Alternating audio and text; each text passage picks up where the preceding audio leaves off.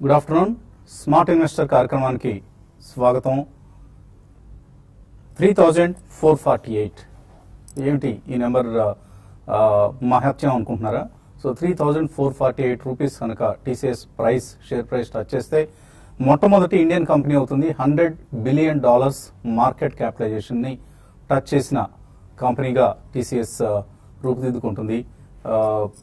So TCS ఇవాల్టి star share of the day. So 3448 కి కనుక ప్రైస్ ఇప్పుడు ఆల్మోస్ట్ 3390 సమీపంలో ట్రేడ్ అవుతుంది. సో మరొక ₹50 అప్రిసియేషన్ చాలు $100 బిలియన్ మార్కెట్ క్యాపిటలైజేషన్ సంపాదించిన మొట్టమొదటి కంపెనీ కాబోతుంది టాటా కన్సల్టెన్సీ సర్వీసెస్ లేదా టీసీఎస్. సో నిన్న కంపెనీ ప్రకటించిన Q4 ఫలితాలు మార్కెట్స్ ను చాలా ఉత్తేజపరిచాయని చెప్పుకోవచ్చు. టీసీఎస్ స్టాక్ సంబంధించి చాలా స్ట్రాంగ్ గా ఇవాళ టీసీఎస్ షేర్, ఇన్ఫాక్ట్ టీసీఎస్ ఒంటి చేత్తో ఇండెక్స్ ను నిలబెడుతుందని చెప్పుకోవచ్చు. అదర్వైజ్ చాలా స్టాక్స్ మనకు నిఫ్టీకి సంబంధించి మెటల్స్ కావచ్చు, ఆర్ బ్యాంక్స్ కావచ్చు, ఫైనాన్షియల్స్ కావచ్చు, ఇవన్నీ నెగిటివ్ గా ట్రేడ్ అవుతున్న నేపథ్యంలో TCS and of course the whole entire IT pack ఇవాళ ఇండెక్స్ ను, నిఫ్టీని, సెన్సెక్స్ కూడా సపోర్ట్ చేస్తున్నాయి. సో 2014లో ఒకసారి $100 బిలియన్ మార్కెట్ క్యాపిటలైజేషన్ చేరువుగా వచ్చిన టీసీఎస్ షేర్ ప్రైస్.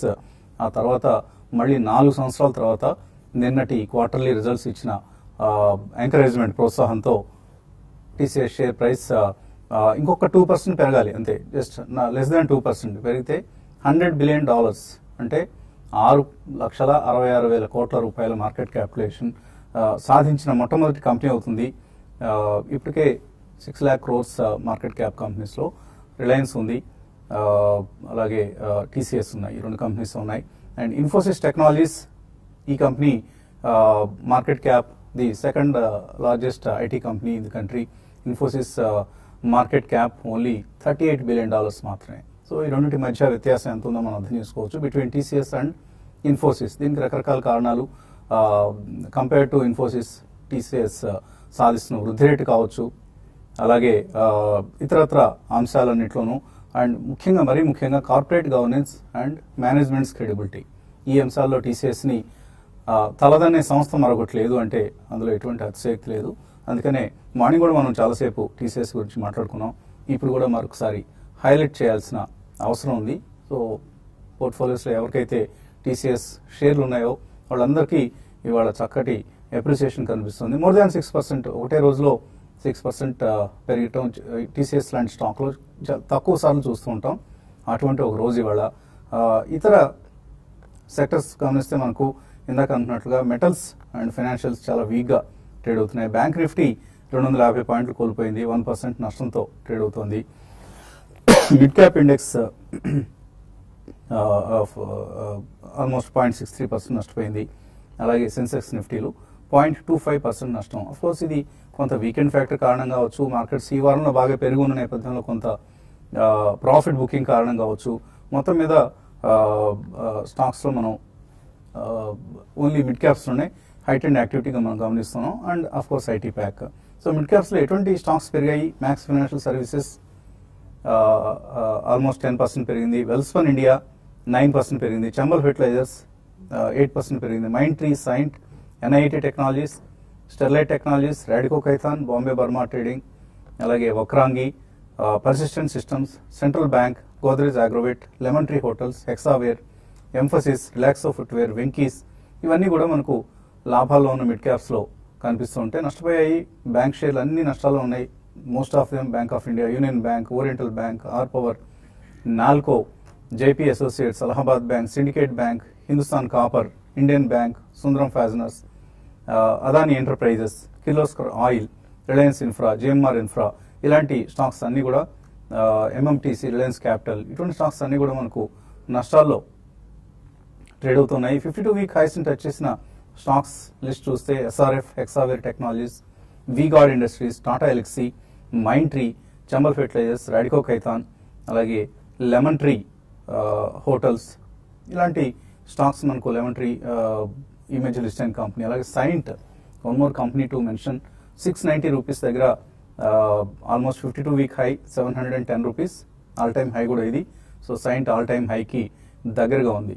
అండ్ వీక్గా ఉన్న స్టాక్స్ 52 వీక్ లోస్లో మనం గమనిస్తే కొన్ని స్టాక్స్ మనకు హెచ్పిసిఎల్ లాంటివి, బీపీసీఎల్ లాంటివి, సీమెన్స్ లాంటివి, భారత్ ఎలక్ట్రానిక్స్, ఐఓసి ఇలాంటి కంపెనీస్ 52 వీక్ లోస్ని టచ్ చేసి ఈ మార్కెట్లో డల్ ఆర్ లగార్డ్స్ మనకు కనిపిస్తున్న స్టాక్స్ ఇవి. అనలిస్ట్ ఏమంటున్నారు అడిగి తెలుసుకుందాం. సో ఎటువంటి అంచనాలతో మార్కెట్స్ ఈ వీకెండ్ ట్రేడ్ క్లోజ్ చేస్తున్నాయి? ఓవరాల్ గా మార్కెట్ పాజిటివ్ ట్రెండ్ లో కనిపిస్తుంది లాస్ట్ 1 or 2 వీక్స్ గా. కానీ ఈ మధ్య కాలంలో చూస్తే కనుక 10,500 దాటిన తర్వాత మళ్ళీ ఇవాళ ఒక చిన్న పుల్ బ్యాక్ రియాక్షన్ చూస్తున్నాము. 10,500 దగ్గర గత 3 రోజులుగా మార్కెట్ ఒక మైనర్ బాటమ్, ఒక మైనర్ సపోర్ట్ ఏర్పడింది. ఆ సపోర్ట్ లెవెల్ దగ్గర మార్కెట్ పరీక్షిస్తుంది. ఇవాళ క్లోజింగ్ కూడా చాలా ముఖ్యం, ఎందుకంటే ఇవాళ వీక్లీ చార్ట్ కూడా జనరేట్ అవుతుంది. కాబట్టి మార్కెట్ ఇవాళ 10,500 దగ్గర పైగా కొంచెం ఇంచుమించు వీక్లీ హై దగ్గర క్లోజ్ అవుతే కొంచెం స్ట్రాంగ్ గా క్లోజ్ అయింది అనుకోవచ్చు. అలా కాకుండా మార్కెట్ ఒక 3 కనుక 10,500 కింద కనుక ట్రేడ్ అవుతే మటుకు మార్కెట్ లో ఒక వచ్చే వారం కన్సాలిడేషన్ కానీ ఒక మైనర్ కరెక్షన్ కానీ 10,300 వరకు వెళ్లే అవకాశాలు కనిపిస్తుంది. అలాగే బ్యాంక్ నిఫ్టీ చూస్తే కనుక కొంచెం అండర్ పెర్ఫార్మ్ చేస్తుంది. 25,000 సపోర్ట్ లెవెల్ కిందే ఉంది కాబట్టి దాని కిందే క్లోజ్ అయ్యే అవకాశాలు ఉంది. కాబట్టి బ్యాంక్ స్టాక్స్ లో కూడా వచ్చే వారం కూడా ఒక కరెక్షన్ ట్రెండ్ కి వెళ్లే అవకాశాలు కనిపిస్తుంది. సో ఈ నేపథ్యంలో నా ఉద్దేశంలో ఫ్యూచర్స్ లో కనుక పొజిషన్ ఉంటే కనుక హై లెవెల్లో ఈ లెవెల్స్ లో ప్రాఫిట్ బుక్ చేసి షార్ట్ టర్మ్ ప్రాఫిట్స్ తీసుకోవచ్చు. అలాగే నెక్స్ట్ 1 or 2 వీక్స్ లో ఒక 5 to 10% కరెక్షన్ డిప్ వచ్చిన తర్వాత మళ్ళీ ఎన్బిఎఫ్సిస్ లో కానీ ఐటీ మిడ్ క్యాప్ స్టాక్స్ లో కానీ బై పొజిషన్ కన్సిడర్ చేయొచ్చు. రైట్. సో ట్రేడర్స్ ఎటువంటి అడ్వైజ్ ఇస్తారు? ఈ సమయంలో ఎటువంటి ట్రేడింగ్ పొజిషన్స్ తీసుకోవడానికి అనుకూలంగా కనిపిస్తుంది? మార్కెట్స్ మనకి చూసాము ఈ రోజు డే అంతా కూడా సెల్లింగ్ ప్రెజర్ ఉంది. మరీ ముఖ్యంగా బ్యాంకింగ్ స్టాక్స్ లో చాలా సెల్లింగ్ ఉంది. మనకి నిఫ్టీ పరంగా చూసుకుంటే పెద్దగా అంటే 20 పాయింట్స్ మైనస్ లో ఉన్నా కూడా బ్యాంకింగ్ స్టాక్స్ లో దాదాపు అన్ని కూడా కొన్ని బ్యాంక్స్ అయితే 2%, కొన్ని బ్యాంక్స్ ఈవెన్ కెనరా బ్యాంక్ లాంటిది 6% దాకా కరెక్ట్ అయింది. నేను కూడా బ్యాంకింగ్ స్టాక్స్ లోనే సెల్లింగ్ పొజిషన్ తీసుకోమని చెప్తాను. ప్లస్ ఇంకోటి ఈ లెవెల్ మనం నేను కూడా అనుకున్నాం హయ్యర్ లెవెల్స్ లో కొంచెం రెసిస్టెన్స్ అనేది ఫేస్ చేయొచ్చు. కాబట్టి అలా పెరుగుతున్నప్పుడల్లా కూడా కొంచెం ప్రాఫిట్స్ తీసుకోవడానికే ప్రయత్నం చేయండి. కొన్ని రోజులు మాత్రం markets consolation to correction mode లో ఉండొచ్చు. అయితే కరెక్షన్ అయితే పెద్ద కరెక్షన్ ఉండకపోవచ్చు, చిన్న కరెక్షన్ ఉంటుంది. ఇంకోటి ఏంటంటే మిడ్ క్యాప్ ఈ రోజు చాలా ఈవెన్ మిడ్ క్యాప్ స్టాక్స్ లో కూడా మార్నింగ్ కొంచెం పర్లేదు అనిపించినా కూడా మిడ్ క్యాప్ లో కూడా బాగా ప్రాఫిట్ బుకింగ్ వచ్చింది. అయితే కొన్ని స్టాక్స్ ఎక్సెప్షనల్ గా పెరుగుతున్నాయి, దానికి రిజల్ట్ కారణం అని చెప్పొచ్చు. బట్ ఏదైనా కూడా ఇక్కడ ఏంటంటే బ్యాంకింగ్ స్టాక్స్ లో ఇప్పుడు షార్ట్ పొజిషన్స్ తీసుకోమని చెప్తాను. ఈవెన్ బ్యాంక్ నిఫ్టీలో కూడా షార్ట్ పొజిషన్ తీసుకోవచ్చు. మరోవైపు ఐటీ కంపెనీస్ మనం చూస్తున్నాము చాలా స్ట్రాంగ్ గా మనకి ఈ మధ్యకాలపు హైక్ వచ్చాయి. వాటిలో ఎవరి డిప్ లో కూడా బయింగ్ పొజిషన్ తీసుకోవచ్చు. దీంతో పాటు ఫార్మా స్టాక్స్ లో కూడా బయింగ్ తీసుకోవచ్చు. బై అండ్ లార్జ్ ఇప్పుడు ప్రస్తుతానికి మాత్రం ఎటువంటి పొజిషన్స్ అయితే నేను సజెస్ట్ చేయను, అంటే ఇంటర్డే కోసం త్వరగా పొజిషనల్ ట్రేడర్స్ మాత్రం ర్యాలీస్ లో పిఎస్యు బ్యాంక్స్ లో సెల్ చేయమని చెప్తారు. సో టీసీఎస్ మార్కెట్ క్యాపిటలైజేషన్ మొట్టమొదటిసారిగా ఈ ఏడాది జనవరిలో 6 లక్షల కోట్లను క్రాస్ చేసింది. ఇన్ఫాక్ట్ రిలయన్స్ ఇండస్ట్రీస్ కంటే కూడా ఒక స్ట్రాంగ్ పెర్ఫార్మర్గా in terms of market capitalisation Tata Consultancy Services ఎదిగిన వైన మనం చూస్తున్నాం. సో యూబీఎస్ లాంటి సంస్థలు ఇప్పుడు 3,650 టార్గెట్ రిజల్ట్స్ ముందు ఇచ్చిన పరిస్థితి చూసాం. ఇప్పుడు మేబీ ఇది ఆల్మోస్ట్ 4,000 రూపీస్ దిశగా మనం షేర్ ప్రైస్ వెళ్తుందని చెప్పుకోవచ్చు. టీసీఎస్ 3,392 ఇప్పుడు 3,448 కనుక వస్తే $100 బిలియన్ మార్కెట్ క్యాపిటలైజేషన్. ఇప్పుడు ప్రస్తుతం $98.5 బిలియన్ దగ్గర మనకు టీసీఎస్ మార్కెట్ క్యాపిటలైజేషన్ కనిపిస్తుంది. సో గ్లోబల్ గా మనం గమనిస్తే యాక్సెంచర్ ఈ కంపెనీ $103 బిలియన్ మార్కెట్ క్యాప్ ఉంది. So almost near to Accenture TCS in terms of market capitalisation వెళ్తుంది. So first achiever of $100 billion market cap from India TCS కాబోతుంది. And దేశీయంగా మనకు జల రవాణా నెట్వర్క్ కార్యకలాపాలు మందగించినప్పటికీ కూడా నెల్లూరు సమీపంలో నవయుగ ఇంజనీరింగ్ గ్రూప్ ఏర్పాటు చేసిన కృష్ణపట్నం పోర్ట్ మ్యారిటైమ్ రంగంలో వేగంగా దూసుకువెళ్తోంది. ఇన్ఫాక్ట్ దేశీయంగా ఇండియన్ మేజర్ పోర్ట్స్ అన్ని కలిపి లాస్ట్ ఫైనాన్షియల్ ఇయర్ లో 4.79% గ్రోత్ రేట్ మాత్రమే సాధిస్తే కృష్ణపట్నం పోర్ట్ మాత్రం ఓవరాల్ గా 25% కార్గో హ్యాండిల్ చేసి ఫాస్టెస్ట్ గ్రోయింగ్ పోర్ట్ కంపెనీగా ఆవిర్భవించింది. సో ఈ నేపథ్యంలో మనతో కృష్ణపట్నం పోర్ట్ అచీవ్మెంట్స్ గురించి, లాస్ట్ ఇయర్ ఫైనాన్షియల్ పెర్ఫార్మెన్స్ గురించి, అలాగే రాబోయే సంవత్సరాల్లో పోర్ట్ భవిష్యత్ లక్ష్యాల గురించి మాట్లాడేందుకు port director and CEO Anil Endluru గారు మనతో మాట్లాడేందుకు లైవ్ లో ప్రత్యక్షంగా సిద్ధంగా ఉన్నారు. సో గుడ్ ఆఫ్టర్నూన్ అనిల్ గారు.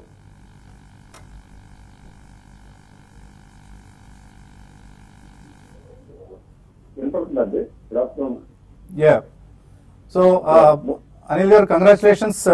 కృష్ణపట్నం పోర్ట్ చాలా ఫాస్టెస్ట్ గ్రోయింగ్ పోర్ట్ గా ఆవిర్భవిస్తోంది.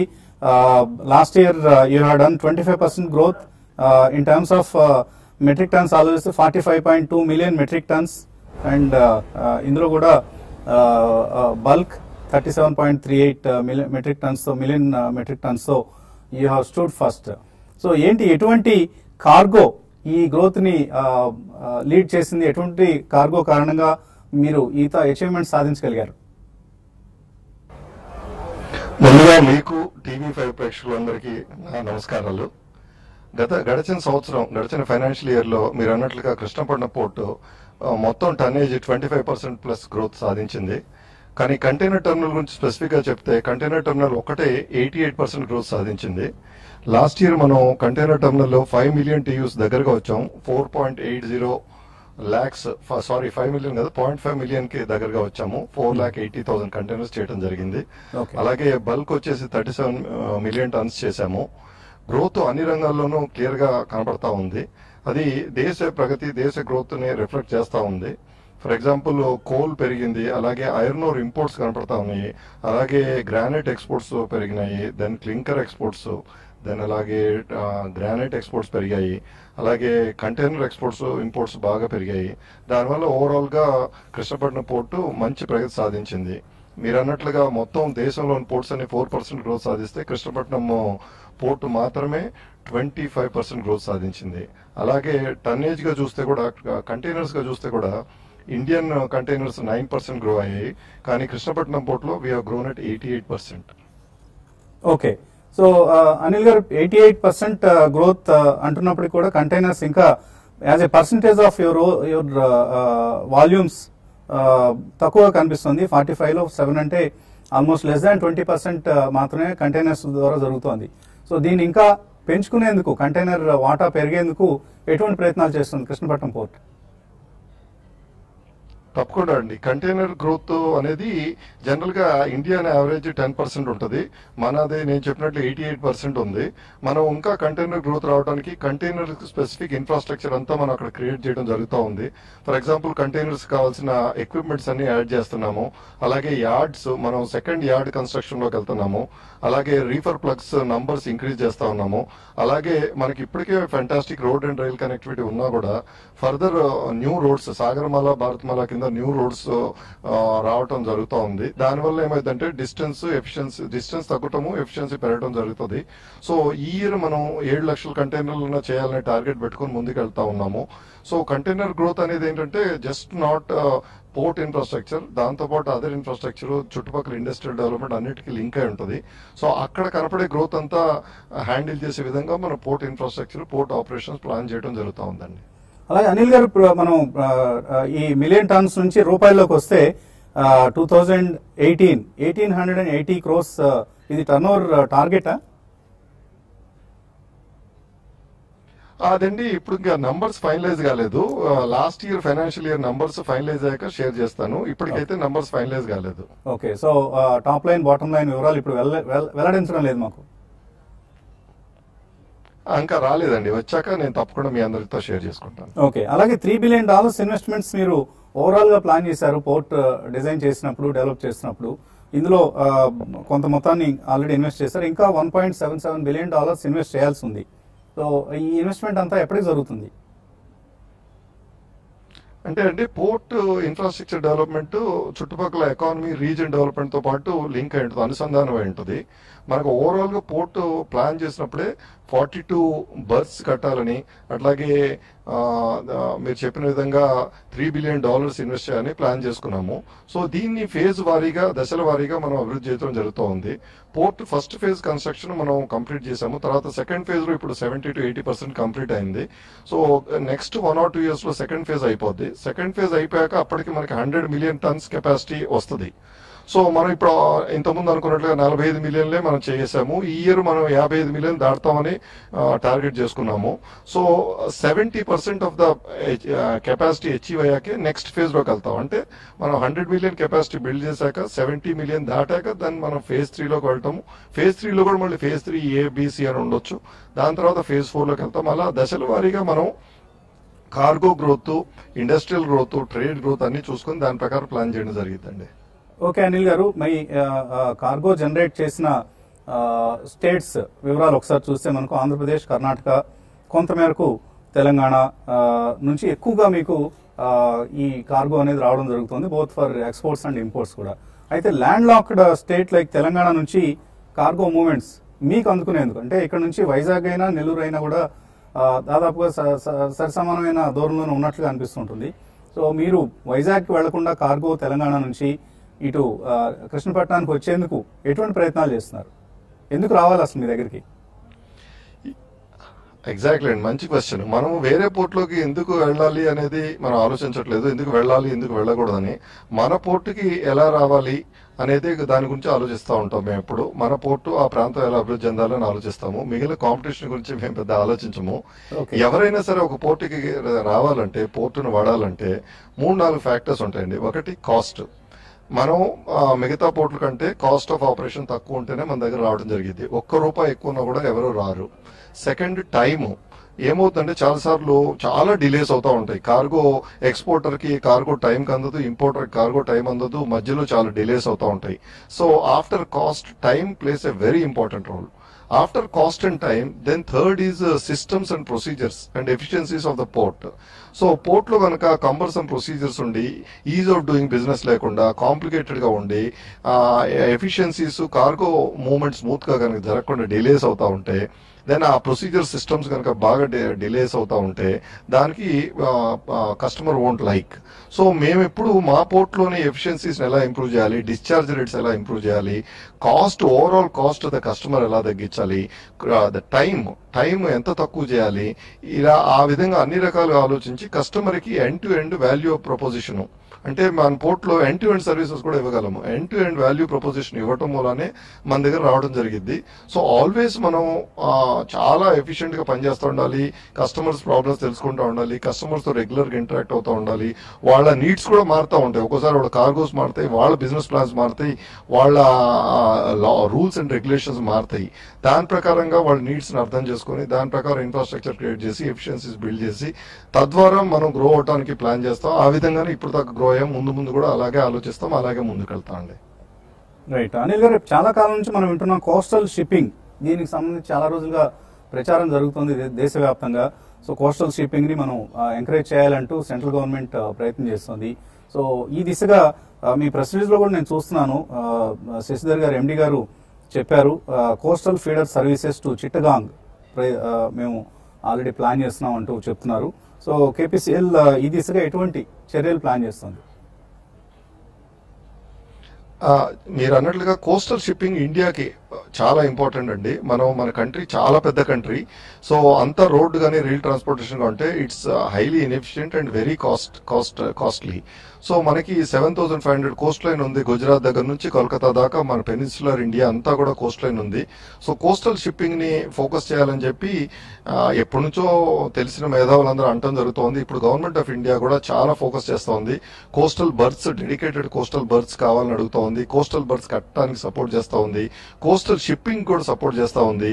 దానికి కృష్ణపట్నం కూడా చాలా ఫోకస్డ్ గా కోస్టల్ షిప్మెంట్స్ కోసం చాలా ఇన్ఫ్రాస్ట్రక్చర్ క్రియేట్ చేసి సపోర్ట్ చేయడం జరిగింది.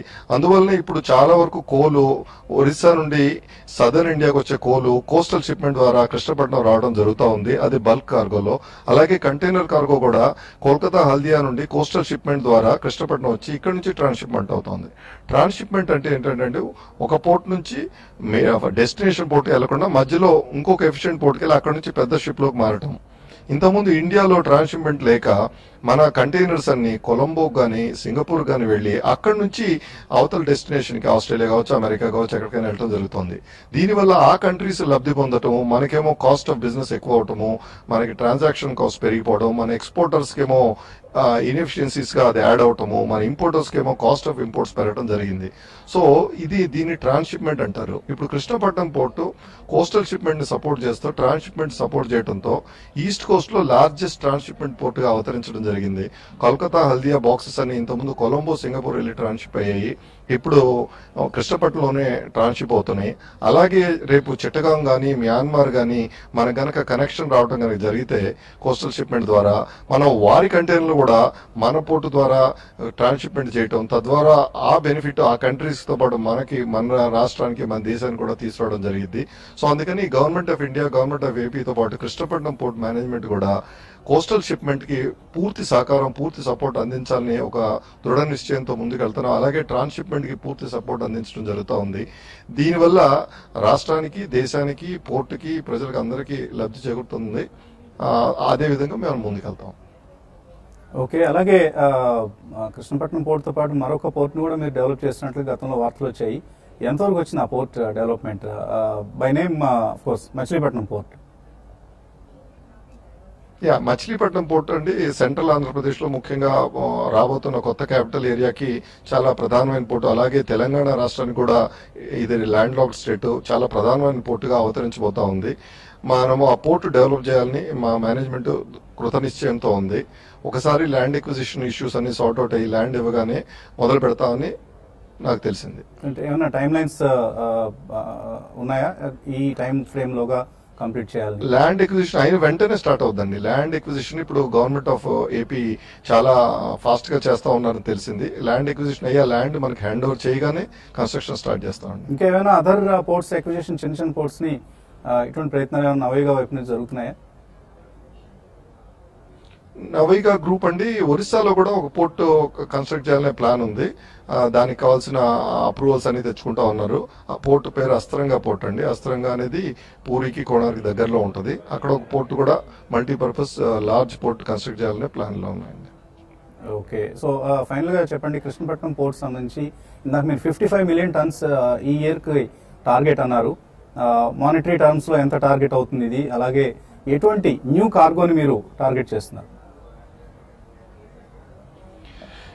అంటే అండి కంటైనర్ గ్రోత్ కూడా మనం చూస్తా ఉన్నాం. నేను ఇంతకుముందు చెప్పినట్లు 7 మిలియన్. అలాగే సిమెంట్ ఎక్స్పోర్ట్స్ కూడా మనకు కనపడతా ఉన్నాయి గ్రోత్.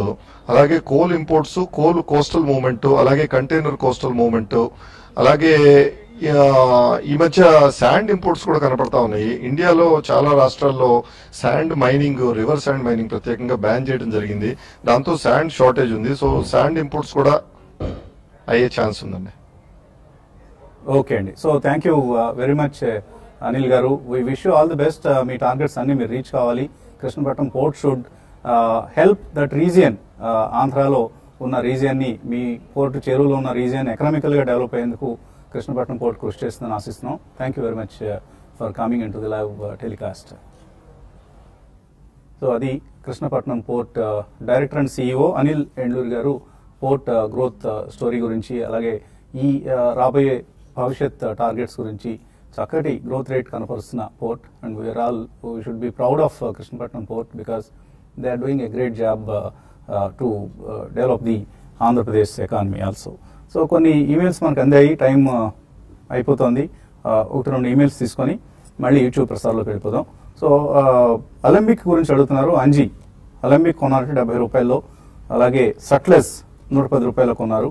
20% లాసెస్ లో ఉన్నారు. హోల్డ్ చేయొచ్చు, ఎగ్జిట్ కావచ్చా? అలంబిక్ చూస్తే కనుక ఇంచుమించు 70 రూపాయలే హై అండి. ఎందుకంటే మొన్న నవంబర్, డిసెంబర్ లో చూస్తే కనుక 40 రూపాయల దగ్గర చాలా కాలం కన్సాలిడేషన్ అయ్యి తర్వాత ఒక లేట్ రికవరీ 70 రూపాయల వరకు పెరగటం మనం చూస్తున్నాము. ఆ తర్వాత మళ్ళీ ఈ ఫార్మా స్టాక్ కొంచెం హై నుంచి కూడా బాగా స్టీప్ రియాక్షన్ కూడా వచ్చి ప్రస్తుతానికి 55-60 రూపీస్ మధ్యన కొంచెం ట్రేడ్ అవుతుంది. మొన్న రిజల్ట్స్ కొంచెం వీక్ గా రావడంతో ఈ స్టాక్ లో ఒక స్ట్రాంగ్ రియాక్షన్ అనేది రావడం అని చూస్తున్నాం. ప్రస్తుతానికి హోల్డ్ చేయండి. ఒకవేళ నెక్స్ట్ టైం రిజల్ట్స్ కనుక బాగా వచ్చిందంటే కనుక పాజిటివ్ గా కొంచెం పెరిగే అవకాశాలు కనిపిస్తుంది. అలాగే సట్లెజ్ కూడా చూస్తే కనుక ఈ స్టాక్ ఈ మధ్య కాలంలోనే ఒక last 2-3 months mid cap small cap లో రియాక్షన్ తో పాటు కొంచెం ప్రస్తుతం కరెక్షన్ ట్రెండ్ లో ఉంది. ఈ లెవెల్లో కొంచెం ఆగే అవకాశాలు కనిపిస్తుంది. ప్రస్తుతం కొంచెం 2 సపోర్ట్ లెవెల్ ఉంది కాబట్టి వెయిట్ చేయండి, హోల్డ్ చేయొచ్చు. ఓకే అండి. సో ఇక సమయం అయిపోయింది. మనం యూట్యూబ్ ప్రసారాల్లో కలిసినప్పుడు మిగతా మెయిల్స్ ని అలాగే కాల్స్ కూడా తీసుకుందాం. Keep watching TV5.